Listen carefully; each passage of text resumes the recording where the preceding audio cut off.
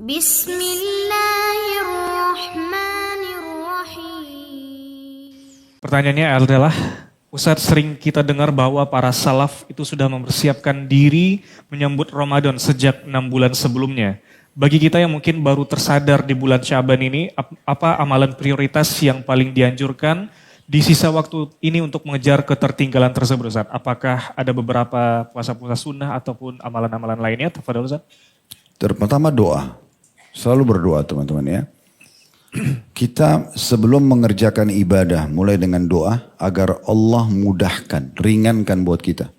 Misalnya mau hadir majelis ilmu, minta sebelum datang ke sini, ya Allah mudahkan berjalan ini, ikhlaskan niat hambamu, berikan pahala maksimal, berikan ilmu yang bermanfaat. Begitu sebelum melaksanakan. Sesudah melaksanakan, dalam Al-Quran juga digambarkan, dianjurkan kita untuk berdoa. Itu diambil dari sikap dan perbuatan Nabi Ibrahim dan Nabi Ismail alaihi wassalam.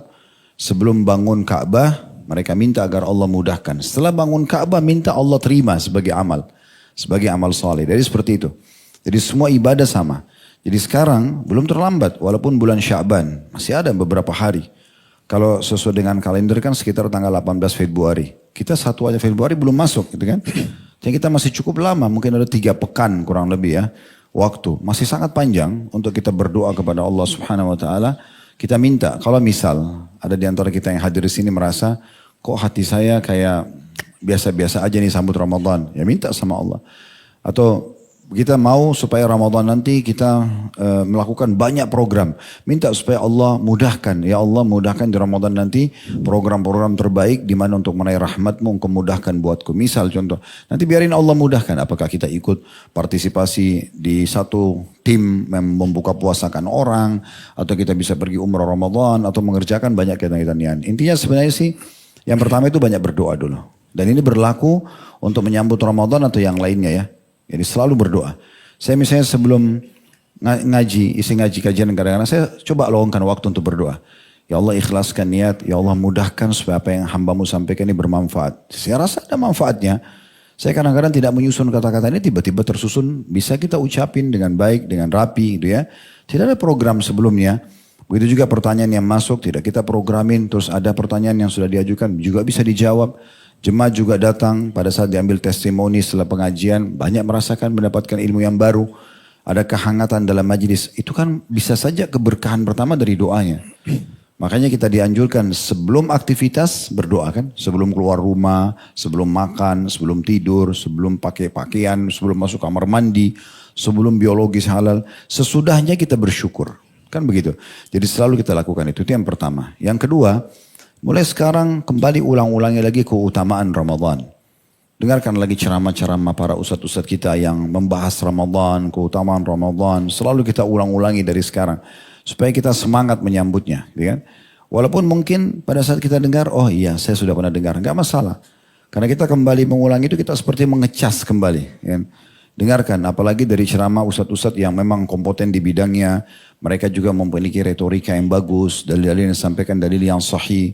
Mungkin ada contoh-contoh dari para salaf, bagaimana mereka menyambut Ramadan, bagaimana mereka ada yang menutup usahanya demi untuk membaca Al-Quran, ada yang menutup majelis ilmunya demi untuk membaca Al-Quran, dan sekian banyak hal-hal yang seperti ini. Intinya kita mendengarkan tentang keutamaan. Ini juga berlaku selain Ramadan, setiap kali kita ingin rajin mengerjakan sebuah ibadah, baca keutamaan atau fadilahnya.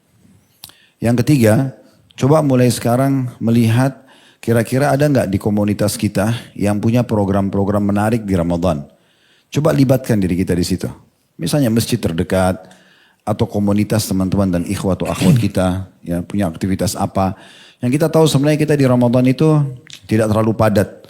Pulang kantor kita masih bisa sholat tarawih misalnya di masjid ini atau masjid mana gitu ya. Terus kita rame-rame ajak teman-teman yang kira-kira sama-sama bisa. Karena berjamaah itu, rame-rame itu beda dengan orang kalau sendirian. Sekarang seorang ikhwah di sini jalan sendirian pakai baju koko sama kopiah. Misal di daerah Blok M sini, sendirian dia. Komunitas orang tidak pakai. Mungkin dia jalan tapi sedikit agak risih karena sendirian. Tapi kalau sudah 2 orang yang pakai baju koko dan kopiah, 3 orang, 10 orang, beda. Kita merasa kita punya komunitas. 1 orang pakai jilbab syar'i, semuanya tidak pakai hijab. Mungkin dia masih sedikit risih. Tapi kalau sudah 5 orang yang hijab syar'i, 10 orang, kita lebih semangat. Makanya kita berada sama komunitas-komunitas yang baik ini. Tanya aja programnya apa. Cari masjid yang paling aktif. Setiap hari ada taklimnya misalnya. Setiap hari dia buka peluang untuk kita bisa jadi panitia buka puasain orang. Misal, kalau antum tidak bisa di weekday karena kerja, weekend bisa gabung sama mereka. Contoh, mulai sekarang diskusikan sama keluarga di rumah. Kira-kira program apa yang bisa kita buat nih. Gitu kan. Kalau kalian sudah berumah tangga, ngobrol sama istrinya, sama anak-anaknya, kira-kira di Ramadan apa yang kita lakukan gitu ya. Nah itu termasuk poin-poin yang baik. Kita mulai susun program-program, melihat komunitas. Supaya nanti jangan tiba Ramadan masih bingung mau sholat di mana. Ya, saya di masjid ini atau masjid itu gitu kan. Enggak, kok cepat aja satu masjid enggak apa-apa. Yang penting masjid itu kita tahu memang dia mengisi imamnya bacaannya bagus. Kita bisa khusyuk di situ, nyaman dan segala macam. Nah terlebih lagi nanti kalau makin dekat lebaran maka makin giat lagi. Jadi kami sarankan seperti teman-teman yang mau beli baju lebaran ya dari sekarang. Sekarang masih bisa beli baju lebaran. Mau jahit sekarang tukang jahit masih banyak kosong. Jangan 10 terakhir Ramadan malah berkeliaran di mall gitu ya. Malah berkeliaran di jalan. Di mana Nabi SAW justru itikaf tinggal di masjid. Ya. Yang belum pernah itikaf coba belajar itikaf mulai tahun ini. Tidak bisa 10 hari, walaupun afdolnya itu mulai puasa 20, berarti malam 21, sampai selesai sholat id. Itu itikaf yang paling afdol. Memang nggak keluar dari masjid. Dan cari masjid yang ada sholat idnya. Sehingga antum pun tidak keluar. Malam lebaran juga masih di situ yang paling afdol. Nggak bisa, pilih malam-malam ganjil. Malam 21, malam 23, 25, 27, 29, pilih malam-malam ganjil. Lalu coba itikaf. Belum bisa juga cari. Kalau semuanya malam ganjil 5 nggak bisa, salah satunya di malam ganjil. Ya, ajak keluarga, ajak teman-teman. Sudah saatnya sekarang generasi muda muslim ini justru berkumpul di masjid. Janjiannya di masjid, itikaf sama-sama gitu ya. Bantu panitia masjid kerjain apa gitu ya, program apa. Antum ada kelebihan rezeki siapin sahur buat jemaah yang itikaf misalnya. Atau siap partisipasi buka puasain mereka. Itu hal yang positif. Itu sangat bagus ya. Kalau ada kelebihan rezeki lagi bisa umrah Ramadan, bagus sekali, gitu kan? Karena umrah Ramadan sama dengan haji bersama Nabi SAW. Intinya sebenarnya gimana kita padat dengan program-program, gitu kan? Selain daripada pekerjaan rutin, kayak misalnya kita punya kerjaan kantor, ya sudah kerja aja nggak apa-apa.